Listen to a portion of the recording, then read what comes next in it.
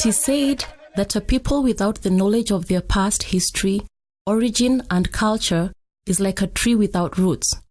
Perhaps this is what inspired the Learning from the Root or Back to Root initiative spearheaded by one of the African Biodiversity Network's partner, the Institute for Sustainable Development, which is based in Ethiopia. Learning from the Root is a major component of the Youth Culture and Biodiversity Program, a thematic area under the African Biodiversity Network.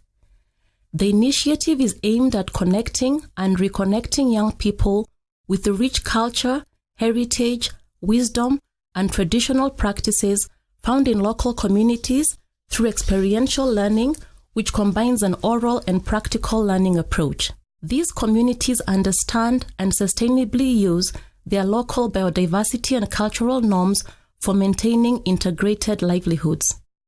These communities are dynamic too, as they are able to assess and incorporate improvements to their traditional practices and knowledge in adapting to both environmental and social changes. This year, the initiative occurs in Konso Gamole village, a village located in the Konso Woreda under the Segens People's Zone Administration in Ethiopian Southern Nations, Nationalities, and People's Regional State, south of Lake Chamo in the Sagan River Bend. The Konso comprise 9 clans: Eshalaita, Kertita, Sordata, Pasanta, Elaita, Tokmaleta, Argamaita, Tikisaita, and Mahaleta. Each of these clans has its own ritual chief, with the clans being interspersed in all the walled settlements. The selected participants, including youth and custodians, are drawn from the African Biodiversity Network's partners from as far as Benin, Togo, Kenya, Tanzania, as well as from youth from the host country of Ethiopia. As the participants gather in Addis Ababa to start their journey southwards to Konso Gamole village, there is palpable excitement in the air. This experience will be a revelation of sorts as they reconnect with indigenous culture as embodied by the Konso people. Why? It is a departure from the hotel-based trainings and seminars that they are used to. Once in Konso, a 2-day journey from Addis, the participants, together with the villagers from Konso Gamole, meet at the village square. Here, they are welcomed by traditional dances, with dance being central to Konso identity, Kirba Kina Nama, which translates as "Dance is life."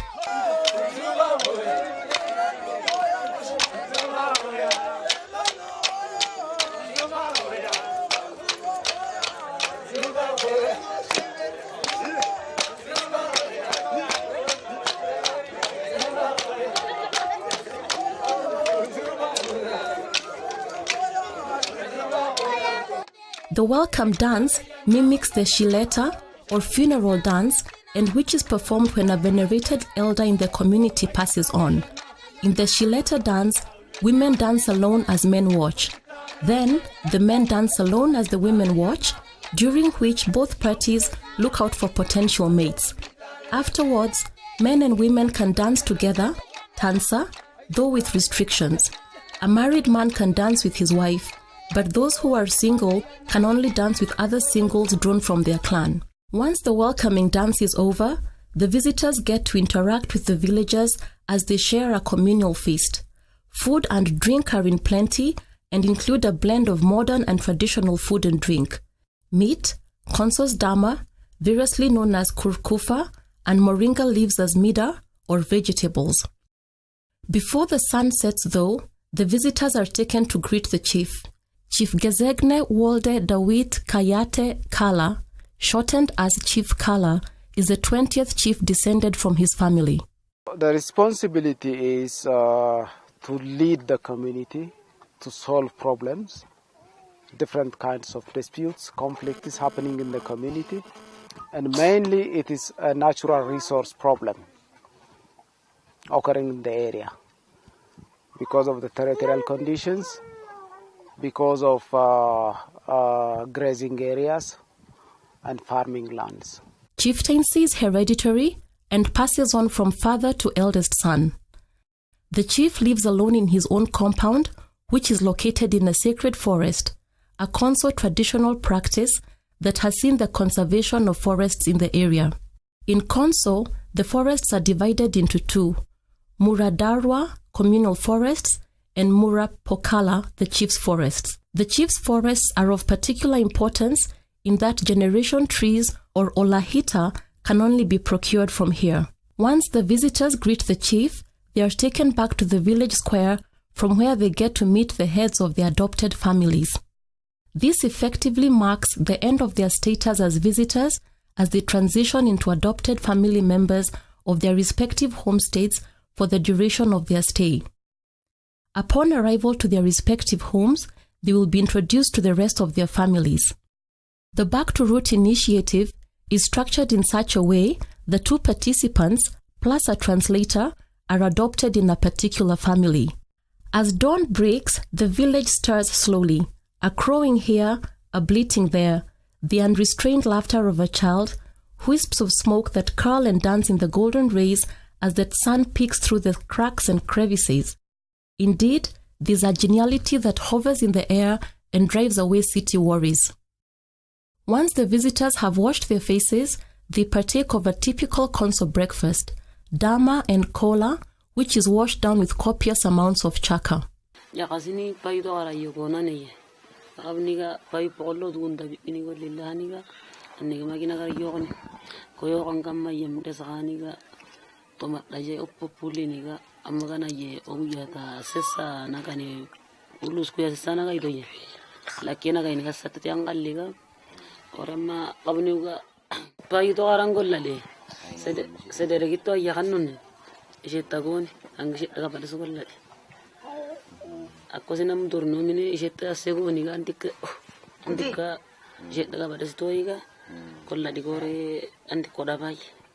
Breakfast over, the participants, together with members of their respective families, engage in various activities such as repairing terraces, tending to the fields, preparing chaka, haraketa, which is gin, and so on.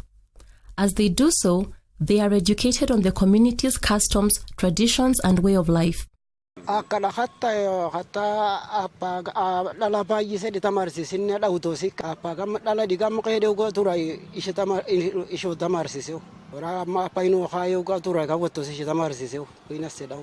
Of particular interest are the terraces, kawata, which serve as both walls for the village kawata paleta or as terraces for agricultural land reclamation.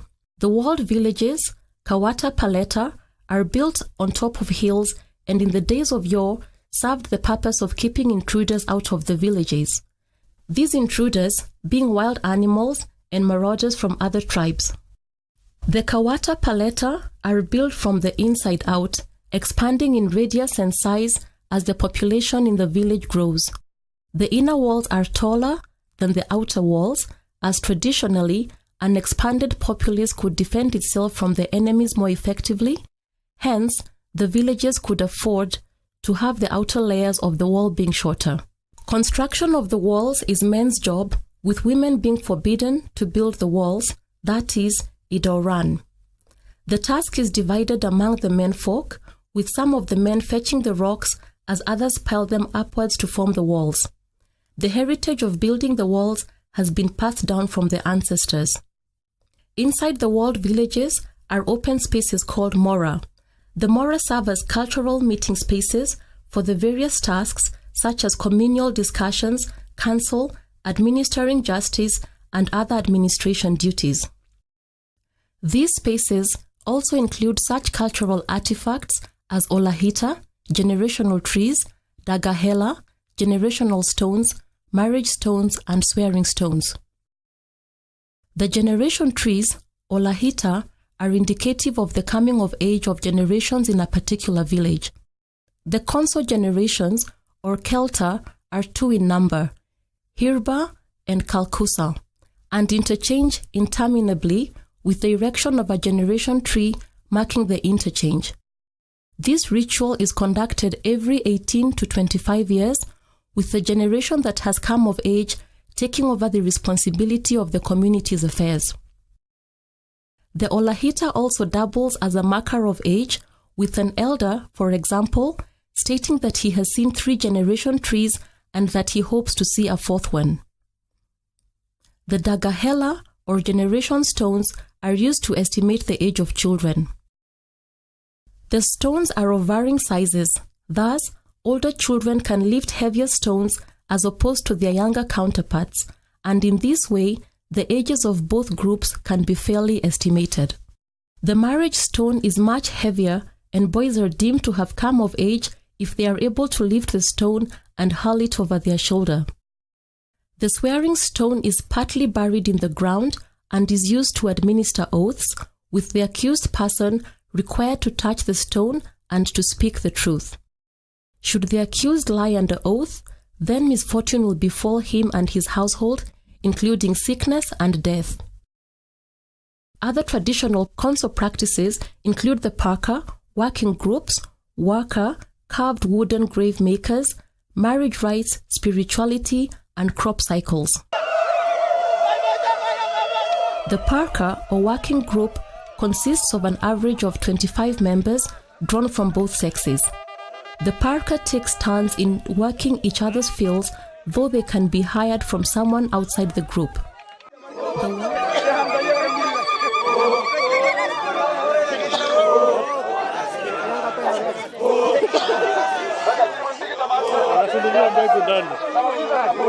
It is these unique practices of the Konso community that have earned them the recognition as a UNESCO Cultural World Heritage Site. The participants also get a chance to visit New York, outlying canyons found in Gersegio village. Legend has it that a long time ago, there was a clan chief living around Gesergio. One night, thieves came into the chief's compounds and stole the drums and took them away. It was in the dark that they carried the drums. When they arrived at the place where the canyons are now, the sun rose, and afraid that they would be spotted, they dug a hole and buried the stolen drums and went their way. One day, the chief looked for his drums. He found that they had gotten lost. The chief was very unhappy. After some days, he had a dream. In his dream, the spirits came to him, encouraged him that please don't worry. One day the spirits of Waka is actually the Konso god, Waka may come around and he may walk around. In case Waka is stepped at the place where the drums are buried underneath, may split, may open like this, and the drums would come out. This is what he saw in his dream. Hopefully he was waiting. One day morning, when people get up, all this land was split, opened like this, and the drums came out. So, the elders are saying, in case someone steals somebody's property, keep away, hide it. Denying, saying that I didn't do that. They say, go to Gasargyo, look what happened. Because in Konso, you know, land is very important. If you don't have a piece of land, you don't have any burial place. At the end of their stay, participants reflect on what they have learned for the duration of their stay, the general consensus being that they will take what they have learned back to their communities, more so in having fellow youth recognize and value the role of culture towards promoting social cohesiveness and conserving the environment. በኮንሶ ኮሚኒቲ የተረዳሁት ወይም የተማርኩት ነገር አካባቢው በጣም ተራራማ ነው፣ ድንጋያማ ነው። ግን ያንን ድንጋያማ ወደ እንትን በመለወጥ ወደ አፈር በመለወጥ እርከን በመስራት የእርሻ ቦታቸውን አድርገውት በማየት ምን ያህል ኮንሶስ ጠንካራ እንደሆነ ተረድቻለሁ። We support intergenerational learning, and that is actually what we are doing. I've come here to participate as one of the trainees. I get to learn about the process of how Konso people are transferring the knowledge to the young ones. So basically I can say that this process, it's enriching. we are being taken through all processes and being told how traditionally people used to pass over the knowledge from the elderly to the young people. And another thing that I'm getting to learn about the community is how they've been able to maintain their structures, the way they relate with each other. And I can say this is a very rich program. እዚህ በመምጣቴ ብዙ ነገር አይቻለሁ። የተለያየ ባህል፣ የተለያየ አኗኗራቸውን፣ የአስተራረስ ዘዴያቸውን፣ እንደገና ደግሞ አመጋገባቸው፣ በዛሬ ደግሞ እንግዳ አቀባበላቸው ጥሩ ነው።